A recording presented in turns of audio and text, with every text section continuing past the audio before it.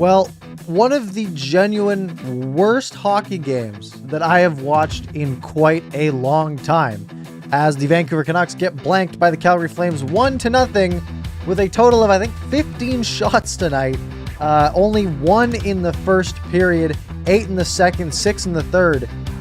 An absolute snooze fest of a game, and what might end up being the shortest ParkersPucks Canucks postgame in history to date. Because what are we going to talk about? Literally nothing happened in that game.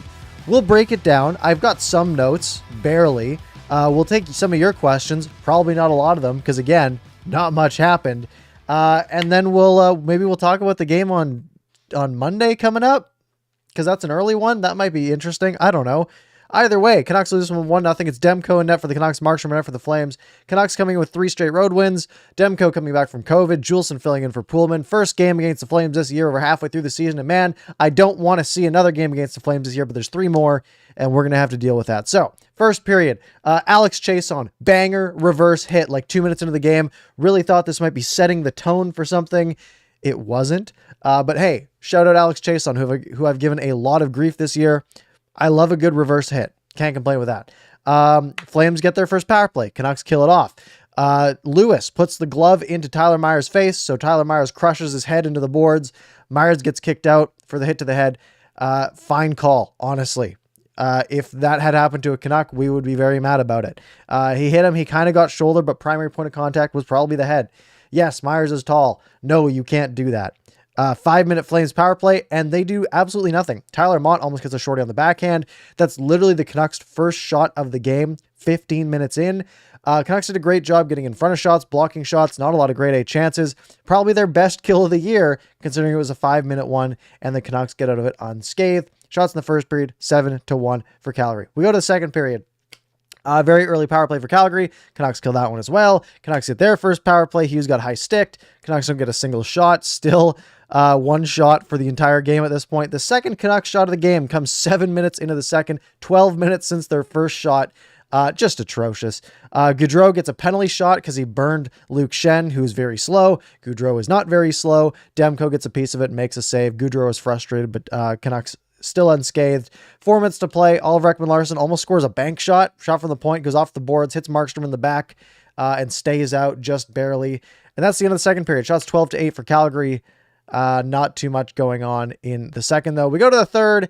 Podkolzin has a prime chance, but it jumps over his stick. Probably the most exciting moment of the game for Canucks fans.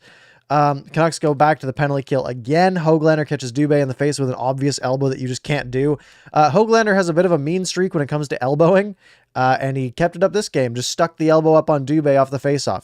You can't do that. Terrible, useless power play. Once again, 0 shots. Canucks go back to the power play with 4 minutes to play. A high stick by Monahan. You'd think, oh, this is a real chance to convert. Again, absolutely nothing done. 0 shots. Canucks had 3 power plays, 6 minutes. 10% of regulation time the Canucks spent on the power play, 0 shots.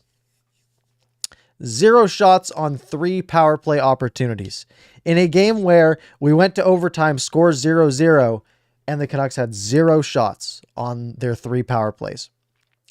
It's unacceptable. It's terrible, and you can't win games that way. You can't win games getting 15 shots on goal. You can't win games getting 0 shots on your power play.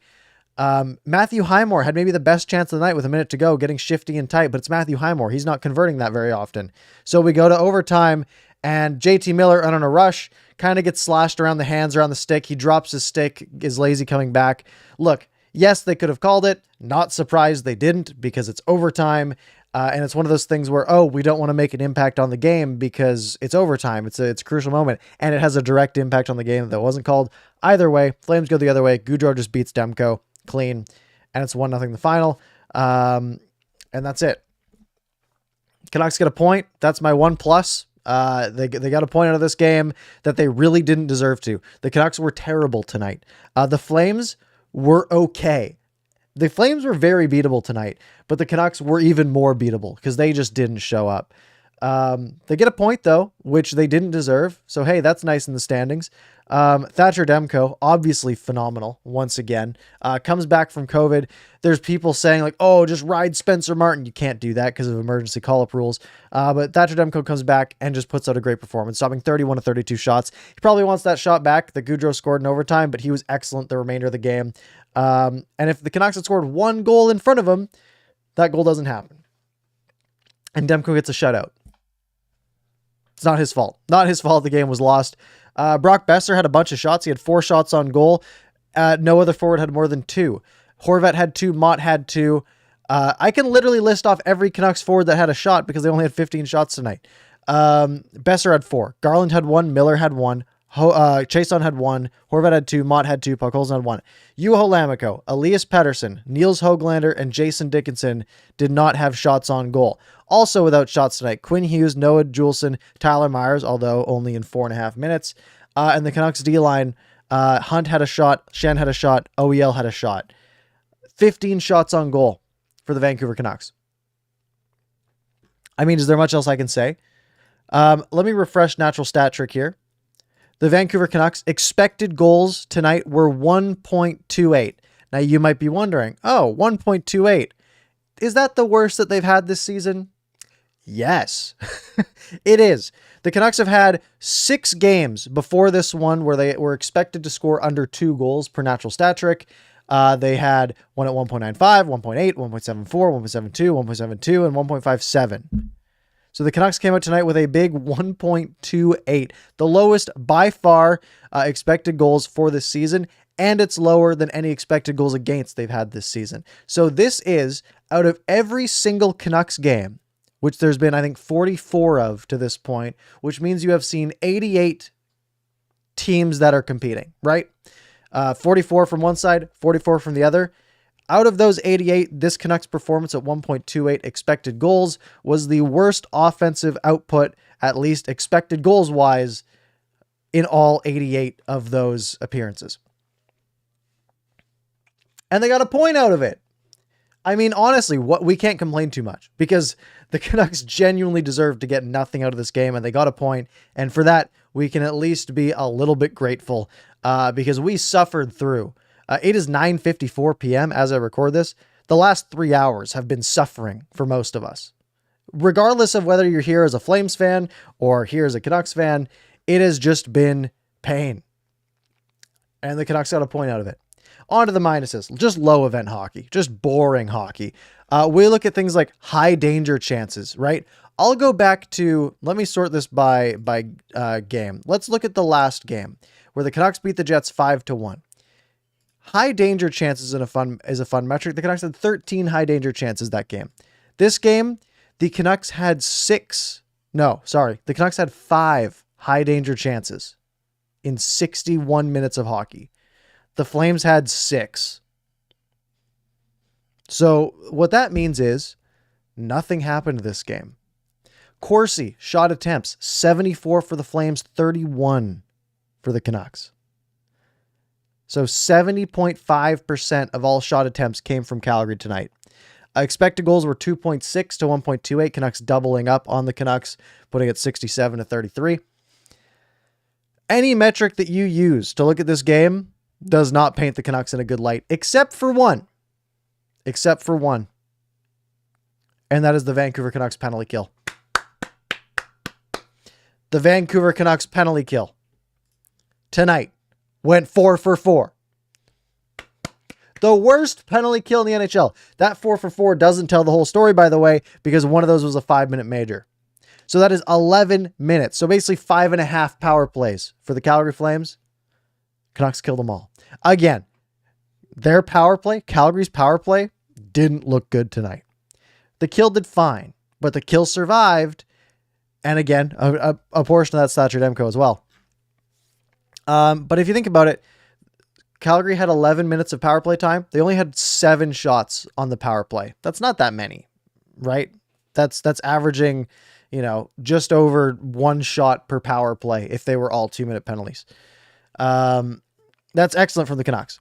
Again, their power play had 0 shots though.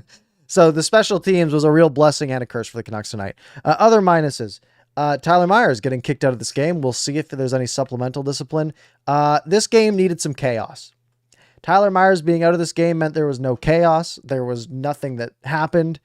And Tyler Myers might have made it a little more interesting, but he wasn't there to do that, unfortunately. The power play, again, I already talked about the power play.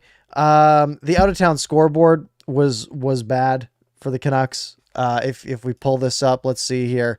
The Ducks won. The Kings got a point. The Jets won. San Jose got a point. The Oilers won. And that's kind of it. Those are all the teams that matter. So basically every single team that the Canucks are competing with also got at least a point, if not two tonight. I'm sure their playoff odds drop a decent amount, maybe down to like 10% after this game, being at 13 coming in, at least as per the Athletics model. One other thing I wanted to mention, I accidentally recorded the Punjabi broadcast because the Optic TV app on my phone wasn't working that great and I couldn't look at the guide to like find the right channel. So I just typed in NHL and then hit the record on the first one. Turns out that was on Omni. So I recorded the Hockey Night in Punjabi version. Way better than the English version. I watched the English version in the third period because I caught up for my recording and it was way more exciting, way more interesting. The commentary it was kind of rough tonight. Not going to lie, at least on the English broadcast side. All right, let's get into your thoughts. And we're going to make this kind of quick tonight, folks, because honestly, there can't be that much to talk about. Dimitri coming out hot, pathetic. No other words. Demko was the only one that gave a $H*! Maybe Mott, but just pathetic. 0 shots on 6 minutes of power play time. Fully agree. What else can we say about it? It was a pathetic effort. Chris saying Thatcher Demko's first game back and the team lays an egg. Fully. Again, they got a point out of it at least, and they go up against one of the worst teams, not one of the worst teams in the NHL, the Chicago Blackhawks. They are 7th in the Central Division. I mean, they're only 5 points back of the Canucks. But hey, they're up against the Blackhawks in a couple nights at like 4:30 on Monday. So at least maybe there's a chance to score some goals there. JC Van Dam, another pathetic performance with Vancouver Canucks. 15 shots doesn't get it done ever. Hey, if you're looking for 1 point, it might get it done. Let's see here. Chris just saying we need to stop blaming refs all the time. Makes us look like uneducated fans. I do kind of agree. Look, the one thing I normally say is if the refs are bad, usually they're bad all around. Sometimes it ends up hurting one team more than the other. And the Canucks were on more kills than they were on power plays tonight. What, did you want the Canucks to have more power plays tonight? What would that have done, right? Sure, maybe they won in overtime. You might like that called. Are they going to score on that? Really? You think this Canucks power play scoring with the way they were playing tonight? Probably not. Yeah, I don't think the refs were terrible. I genuinely think that every call was reasonable that was made, right? There was the Myers one. That's going to get called every time. There was the Höglander one where he elbowed the guy clearly in the face. I literally don't remember the other two, but I don't remember writing any negative notes about them, so they couldn't have been that bad. Genuinely, the refs were not great, but they were fine. They weren't the reason that the Canucks lost. Let's see here. Colton saying, is it just me or have we seen a crazy amount of overtime since Boudreau's been behind the bench? You're not wrong. The Canucks have been in a lot of 1-goal games. Even if you go back to that 8-game win streak that they had when Boudreau started, I think like 3 or 4 of those games were 1-goal games. And I think like 2 or 3 of them went to OT. Yeah, the Canucks are playing tighter hockey and they're keeping up with teams a little bit better. And that has been the difference really over their first 30-something games of the season, right? Is that the team is hanging in more games and forcing OT and keeping things close. And I mean, it's a small difference from the games they were losing where they were losing by 2 goals. Now they're at least getting to overtime and maybe pulling some points out. And it's the same thing with tonight. Again, they held on, they bent, but they didn't break, to use a football term more so. And they got a point when they really didn't deserve one. And hey, that's a good thing. Let's see here. Kai saying, I really didn't like the decision to play PD on the wing tonight. Just doesn't seem as dangerous or dynamic without having all the open ice up the middle. I I don't know. I think there's kind of this misnomer about the fact that a winger stays on their side of the ice the whole time and a center's always in the middle. That's not really true.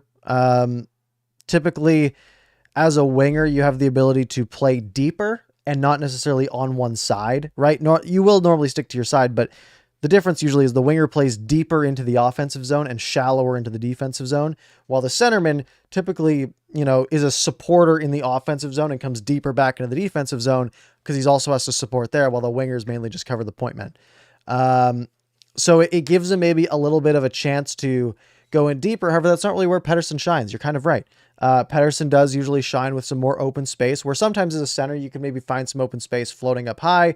But the other option is, if he's playing left wing, if the puck is on the right winger's side, that also gives him that same opportunity to come sort of float up high and look for a chance to find some open ice. So the ability is there to get that open ice as a winger. You don't have to be a centerman to have that open ice. That's why there's a lot of wingers out there that score 30, 40 goals a year, because they're smart enough to know when to play deep and support and try to win battles, and when to come up high to try to be open for a scoring opportunity. Let's see here. The Elder saying Markstrom gets his 7th shutout and has 12 shots. There was 14 shots. Sorry. And I think I have Markstrom in fantasy. So I do have Markstrom in fantasy. I don't think I do. So a good night for me in that regard.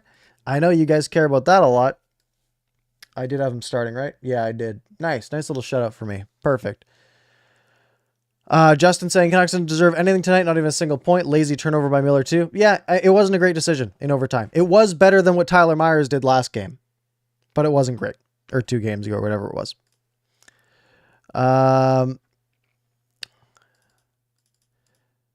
Let's see here. Lots of talk amongst you guys. Scout saying we lost every single puck battle. Barely had any threatening zone time tonight. Zone time tonight. We're extremely lucky we got a point. Yeah. Again, the Canucks have had many games. And again, I go back to that road trip, the games against Florida and Tampa Bay, especially, where the Canucks really kept up with the other team, if not played better than them, and got nothing out of those games. Again, you get those regressions sometimes. Sometimes you lay eggs and you get a point. And that's the case tonight. And again, we can't be too upset. Results wise, again, it really matters. Do you care about results or do you care about process? Because if you care about process, then those games against Florida and Tampa really enraged you. If you care about results, those games against Florida and Tampa were enraging because the Canucks got nothing out of it. But if you're a fan of process, then those games were great because the Canucks really kept up against the other team. But we're at the point in the Canucks season where if they're trying to make a push for the playoffs, results are the key. And getting a point is a decent result in a road game against a divisional opponent who, look, you're going to have to catch, but they don't get that much ground on you, right? They get 1 more point. It isn't a full 4-point swing. It's a 2-point swing when it goes to overtime. And it helps you keep up with, again, the Canucks aren't in a race with one team. They're in a race with like 6 teams. So every single point is nice to have, even if you have to go to overtime and give another team you're in a race with a point, because it allows you to catch up a little bit to those other 5, because you don't know who's going to be there at the end when the playoffs come down to it. Kai saying that he's been pretty impressed in the games that Noah Juleson has played this season. Plays a pretty basic game, gets pucks out, shows why you shouldn't overpay for guys like Pullman or Hamonic. Juleson was fine. I don't think he's more than like a number 6, if that, probably a number 7. But yeah, he was fine tonight. I don't think he really made any mistakes. How much ice time did he get? With Myers out, stats, Noah Juleson played 20 minutes tonight. Quinn Hughes played 31, by the way. He played more than Brad Hunt by 5.5 minutes. Again, filling in for Myers on that side. And he played 5 minutes of shorthanded time. 2 hits, 2 blocks, 2 giveaways, but that's okay. Yeah, Juleson was fine. Very not flashy, wearing Sven Baertschi's old number 47. He did okay.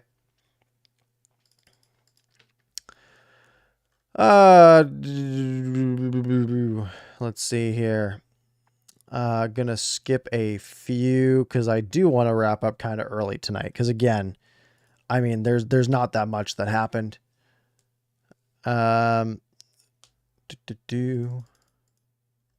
Skipping a few. Skipping a few. There's a lot of hostility in here. Sam saying we should decline power plays. Yeah, it is deflating. It is deflating when you get literally nothing going on a power play. Go Canuck Gus saying, do I think Myers will get a suspension? I think he'll get a hearing. I don't. I doubt it. But maybe. I wouldn't be surprised either way, really. Maybe 2 games, maybe none. Maybe a fine. I genuinely have no idea. I don't know much of the precedent on hits like that, because it wasn't a terribly egregious hit, but it was definitely a bad hit, right? Justin saying Demko stole the single point tonight for sure. Canucks didn't deserve anything the way they played except a blowout. Yeah, if this game had been 5-0, that wouldn't have been surprising. But Thatcher Demko was obviously so excellent. Nicole, what's the deal with 2 pucks on the ice? Yeah, I guess one went out of play and got stuck in the net, and then it just fell out of the netting, which was good. Let's see here. Gus saying, I've never praised a player so much in one game, criticizing the next game until Miller scored a hat trick that last game, made the lazy play in OT. Yeah, again, this is who JT Miller is. We know who JT Miller is, right? He's a player who is excellent at sort of leadership and scoring goals and getting points. And you know, he's on pace for like 80 points this year. And he makes some dumb plays. That's a fine trade-off by me, right? Like he's genuinely has so much positive value, and the emotion swings that people have of, he gets a hat trick and everyone's like, oh my goodness, JT Miller is the best player of all time. And we're going to get a first, we're going to get Lafreniere, we're going to get Schneider, we're going to get the 1994 Stanley Cup rings. The JT Miller is the best player of all time. And then he makes one mistake in overtime, and it's like, oh my goodness, JT Miller, man, this guy sucks. Hey, wow, he can't make a pass. He tries to go between 3 guys and fails. What a bad player. And it's like, just find somewhere in the middle. Just like, you know who JT Miller is at this point, right? Like, it's sort of the same consistently. Just stop being so positive and negative. Like, try to find that middle ground a little bit. JT Miller is way more valuable on the positive side than the negative side. He makes some silly mistakes, but he more than makes up for that in his offensive impact. That's just who he is. That's who he's been the whole time he's been here. That's who we know he is. That's just who JT Miller is. Just chill out a little bit. All right. All right. Edmund saying that the Chicago game will be a major bounce back game. And for Demko being out so long, he looked amazing for his first game back. I'm losing my voice. Shout out Peach Bellinis, by the way.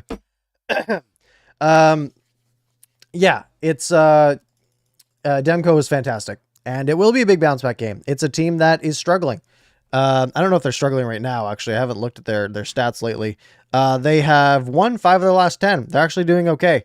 And again, they're going up against a pretty tough goalie, Marc-Andre Fleury. He's had the Canucks number in the past.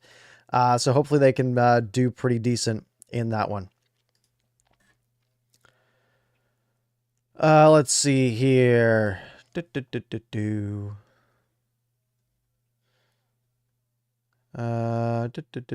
Skipping a few because there's so many negative comments that aren't adding anything. So why would I read them? Jaskrin saying Evander Kane scored in his debut. Thoughts on it? I saw that. I think was it Irfan that tweeted out, or was it Randeep? Let me pull it up. I was sitting in the dressing room when I read this. One of them tweeted out, I think it was Irfan. Let me pull this up here. He tweeted out, Patrick Kane is a plus 175 anytime goal scorer and plus 900 to score the first goal of the game. And he did. And then he tweeted out, ha ha ha, and then a bunch of money emojis, which is awesome. And Randy responded to it, which is why I got confused. So if you were betting on Evander Kane to score the first goal of that game, you got a nice little payday. I think he is a very good hockey player that I don't think that is maybe fine to bring in on the rest of the season's deal. But I think he's a disaster waiting to happen, in my opinion.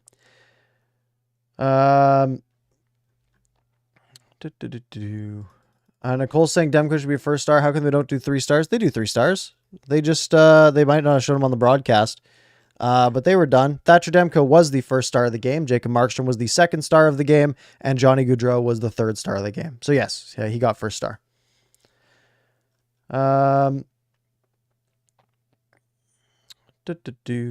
Let's see here. I'm going to take maybe 1 or 2 more if there's any that I like. Is there any that I like here? Any good questions? Samu asking about the Cassian hit. I didn't see it. I genuinely have not seen it. I was busy catching up to this game.